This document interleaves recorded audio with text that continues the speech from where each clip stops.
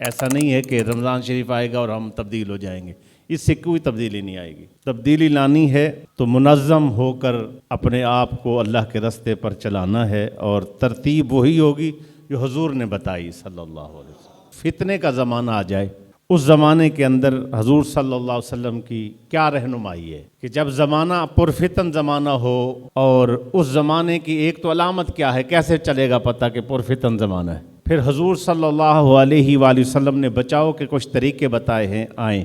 بخاری اور مسلم میں حدیث پاک ہے، میرے آقا علیہ الصلوۃ والسلام نے فرمایا میری امت جو پہلی امتیں گزر گئی تھی نا، میری امت پہلی امتوں کے گزری ہوئی امتوں کی طرح کام کرے گی، جیسے وہ غلطیاں کرتے تھے، جیسے وہ گمراہی میں تھے، یہ بھی انہی کے راستے میں پیچھے جائیں گے۔ لَتَتَّبِعُنَّ سُنَنَ مِن قَبْلِكُمْ، یہ ان کی اتباع کریں گے پہلے لوگوں کی، شبرن بشبرن وذراعن بذراعن، قدم بقدم ان کے پیچھے چلیں گے، بالشت بابلشت اس کے پیچھے چلیں گے، جیسے وہ کرتے تھے وہ یہ کر، حتیٰ کہ اگر وہ کسی گور کے اندر گھسے ہیں تو یہ بھی اس میں گھسنے کی کوشش کریں گے، مسلمان بھی اس میں گھسنے کی کوشش کریں گے۔ صحابہ نے عرض کی یا رسول اللہ صلی اللہ علیہ وسلم، کیا پہلی امتوں سے مراد یہود و نصارہ ہے، ان کے طریقے پر ہم چلنے کی کوشش کریں؟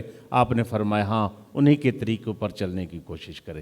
جب یہ زمانہ آ جائے، جب یہ عادتیں پیدا ہونا شروع ہو جائیں تو سمجھ لینا کہ یہ پرفتن زمانہ ہے، اور اس زمانے کے اندر لوگ بھیڑ چال ہوں گے، جو جس کو کرتا دیکھیں گے اس کے پاس اسی طرح کرتا شروع ہو جائیں گے۔ آج کوئی بندہ مجھے اتنی بڑھائی ہوئی، کوئی بندہ مثال کے طور پر لباس یعنی شکل ہی عورتوں کی اپنائی ہوئی، کسی بندے نے بال ایسے رکھے ہوئے کہ عورت نظر آتے، کانوں میں بالیاں پہنی ہوئی ہیں، ناک چھدوائے ہوئے ہیں، عورتوں نے شکل مردانہ کر لی ہے، مردوں نے زنانہ شکل کر لی ہے۔ یہ جو کیفیات ہیں، یہ کیفیات کس کی ہیں؟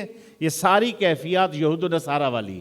تو فرمایا اگر ایسا کچھ کرتا دیکھو تو سمجھ لینا کہ تم ان کے راستے پر چل پڑے اور تم نے دین والا راستہ چھوڑ دیا ہے۔ حضور اکرم علیہ الصلوۃ والسلام نے فرمایا میری امت میں سے اچھے لوگ ایستا ایستا اٹھ جائیں گے اور بیکار لوگ رہ جائیں گے۔ تو اب بیکار کی علامت کیا ہے؟ غور فرمائیے گا، حضور نے بیکار کن کو کہا؟ کیا کبھی ان میں ہم تو نہیں ہیں ان میں سے؟ یہ بھی بخاری اور مسلم کی روایت ہے، بیکار لوگ رہ جائیں گے۔ حضور وہ کیا کون سے؟ فرمایا جب وہ معاملات کریں گے اور معاہدات کریں گے، یعنی کسی کے ساتھ وعدہ کریں گے یا ان کا لین دین ہوگا یا زندگی گزارنے کا رنگ ڈنگ ہوگا، وہ دغا اور فریب کریں گے اور باہم جھگڑیں گے، آپس میں ایک دوسرے کے ساتھ جھگڑیں گے، اور ان کا کام یہ ہوگا کہ چھوٹی چھوٹی بات پر بہت بڑا اختلاف کر لیں گے۔ جب ایسا کرتے کسی کو دیکھو تو مسلمانوں تم نے اپنی طرف توجہ دینی ہے، ان کے جھگڑے کی طرف توجہ نہ دینا، اپنی اصلاح کرنا اور ان لوگوں سے اپنے آپ کو بچا لینا۔ اب بتائیں حضور نے طریقہ بتایا کہ نہیں؟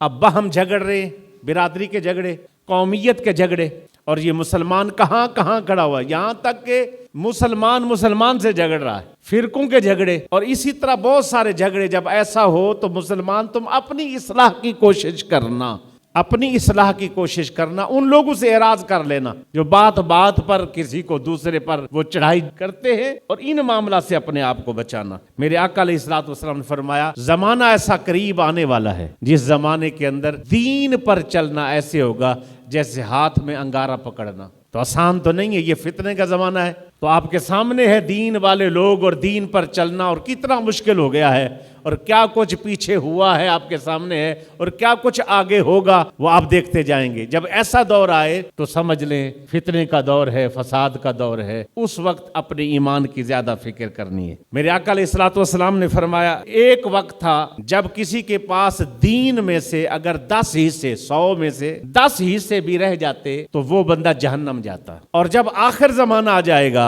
پرفتن دور ہوگا اور فساد کا دور ہوگا، اس وقت اگر کوئی دین کے 90 حصے بھی چھوڑ دے گا اور صرف 10 پر عمل کرے گا وہ بھی جنتی ہو جائے گا۔ جتنا دین ہے نا اس کو پکڑو، حضور کی مراد یہ۔ بندے کہتے فلاں کا ایمان اتنا تھا، حضرت جنید بغدادی ایسے تھے، حضرت امام شافعی ایسے تھے، فلاں، بھئی وہ بزرگ اس وقت میں تھے، ان کو 100% ان کے پاس ایمان تھا، 100% وہ دین پر چلنے والے تھے، 100% وہ ماحول ہی ایسا تھا۔ آج اگر کوئی بندہ 100 چیزوں میں سے 10 چیزوں پر ہی عمل کر رہا ہے، نماز پڑھ رہا ہے، روزہ رکھ رہا ہے، موٹی موٹی دین کی چیزوں پر عمل کر رہا ہے، تو اللہ کا شکر ہے وہ فتن اور فساد دور کے اندر بھی دین کے اوپر لگا ہوا ہے۔ یہ دین پر یہ چلنا اس کو جنت کا مستحق بنا دے گا۔ میرے آقا علیہ الصلوۃ والسلام نے فرمایا فتن زمانے کی ایک علامت اور ہے، وہ کیا حضور؟ فرمایا سارے کفار اکٹھے ہو کر مسلمانوں کو ماریں گے، ایسے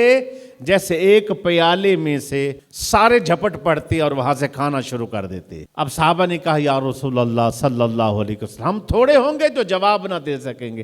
فرمایا نانا، تعداد تمہاری بہت زیادہ ہوگی۔ تو حضور پھر کیوں مار کھائیں گے؟ فرمایا تم میں وہن آ جائے گا۔ حضور وہن کیا ہے؟ فرمایا حب الدنیا و کراہیت الموت، دنیا پیاری ہوگی، موت سے ڈرتے ہوگے، اس وجہ سے کافر تم پر مسلط ہو جائے گا۔ آج آپ کے سامنے ہے، جہاں کہیں بھی ہم کٹ رہے ہیں، پیس رہے ہیں، اس کی اصل وجہ یہ ہے ہم دنیا میں زیادہ گھس گئے ہیں۔ اس کی اصل وجہ یہ ہے کہ ہم آپس میں بٹ گئے۔ اس کی اصل وجہ یہ ہے کہ ہم جو ہے آہستہ آہستہ آہستہ سنت، شریعت، اسلام چھوڑ کے یہود و نصارہ کے راستے پر آ گئے، جس وجہ سے نقصان ہے۔ آج کسی کو بتائیں نا یہ سنت ہے، وہ ہنستا ہے۔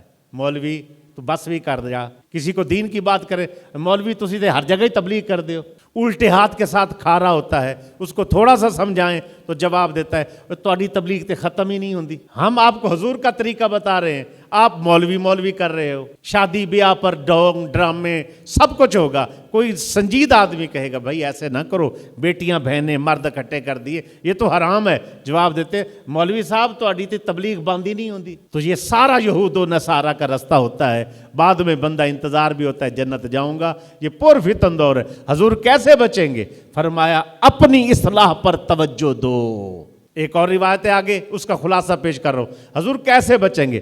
کہا امام کو ڈھونڈو، بخاری کی روایت ہے، امام کو ڈھونڈو، اللہ کے نیک صالح بندے کو ڈھونڈو، اگر اس تک پہنچ جاؤ گے دین بچ جائے گا۔ حضور وہ نہ مل سکے، فرمایا پھر جنگل چلے جاؤ، جنگل جاؤ، بکریاں لے جاؤ، جنگلوں میں رہو، بکریوں کا دودھ پیو تو ایمان بچے گا، ورنہ ایمان نہیں۔